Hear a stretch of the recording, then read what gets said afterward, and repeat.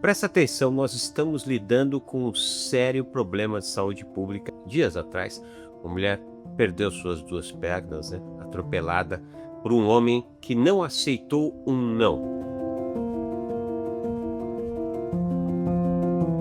É um fenômeno absolutamente democrático, atinge pessoas de todas as classes, Tem alcançado números que estão a preocupar porque são frequentes e crescentes, Como é que você pode identificar logo no início da relação pontos que podem parecer obscuros, mas se compreendidos com os olhos de ver, os ouvidos de ouvir, é possível já perceber que é melhor a descontinuidade, porque levar adiante pode nos fazer entrarmos em um ciclo de adoecimento. Mas antes eu quero convidar você a curtir, comentar, compartilhar, mas principalmente se inscrever no canal e ativar o sininho. Aqui a gente fala sobre os porões do inconsciente, sobre a nossa psique e como ela molda a nossa visão de mundo. Vamos acompanhar o vídeo então?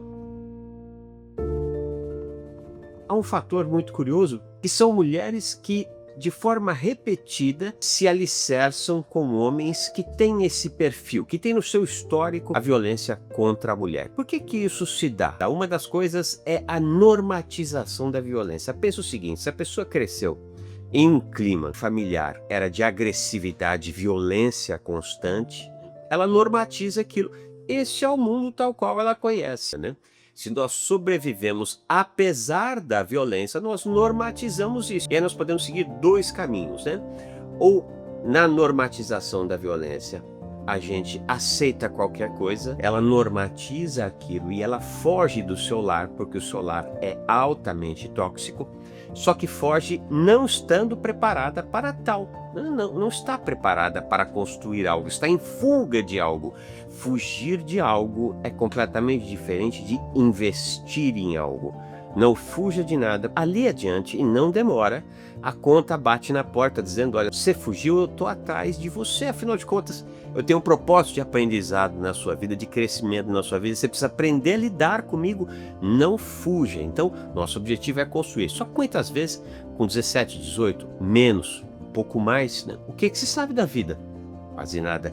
Está em fuga de um lar porque dói permanecer naquele lar. Qualquer lar serve. Se nós carregamos um clima de violência na nossa infância, se nós fugimos desse clima de violência para qualquer lugar, muito provavelmente nós podemos achar mais do que o mesmo. É com isso que nós estamos acostumados. Então, nós acabamos saindo de uma confusão e entrando no Marapuca. E é preciso reconhecer porque que nós repetimos esses fatores. É preciso ressignificar as nossas experiências de vida para poder fazermos melhores gestões das nossas decisões, das nossas vidas, das nossas relações. E muitas vezes isso falta, no ambiente familiar, isso cobra seu preço lá adiante. Por outro lado, também o homem que normatizou a violência, e que cresce num clima de revolta. É interessante a palavra revolta. Revoltar é voltar uma vez mais aonde?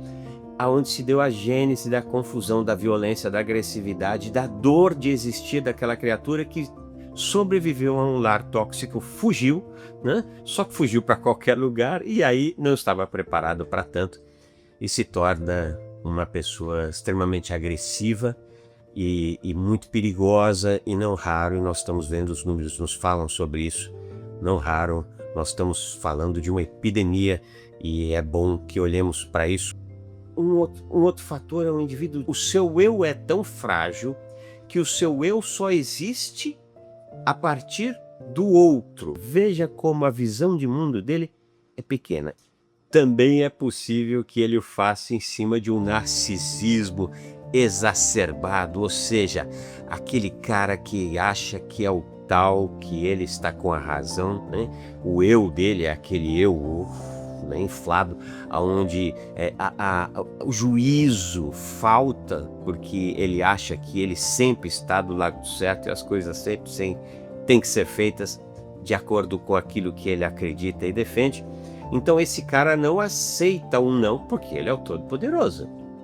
Há também a questão de que se você não vai ser minha, não será de mais ninguém. É tomar posse do corpo e da alma do outro. Negar o direito do outro de existir e de consorciar-se com quem deseja fazê-lo. E muitas vezes isso se dá há muitas décadas, alguns séculos, né? Até. Todos nós somos filhos de uma herança de uma sociedade absolutamente paternalista. Agora, o que é fundamental? Identificar no início da relação aquele cara que pode se tornar um agressor, um feminicida lá adiante, né?